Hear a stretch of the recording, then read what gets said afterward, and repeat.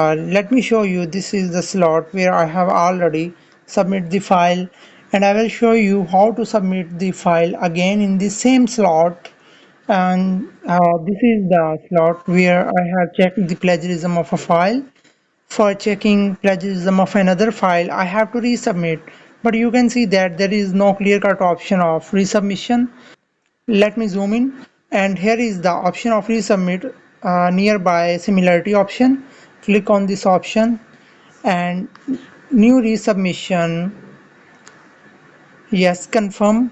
After confirming, there will be the option of submit again the file.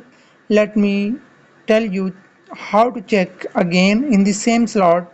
Just choose file, the similarity file, and I will upload and review.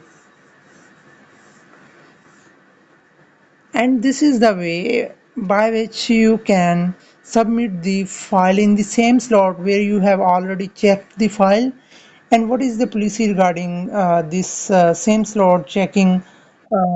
Actually, you can check 3 times a day in a same slot, and after 24 hours you can again check 3 files in a same slot by resubmitting. Just follow these steps I have show you in this video and check your files again and again in the same slot. Like if you have more than files than your slots, then you can resubmit. Just follow this procedure. Yes, this file have been submitted. Submit to Turnitin. Yes, and file have been replaced by the previous one. Yes, you can see that similarity has been disappeared because this file is being processed.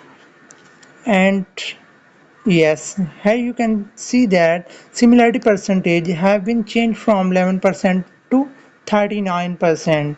Still, if you want to check more file in the same slot, just go to the resubmit option just like the previous one procedure which I followed. In that way, you can check the files in the same slot multiple times.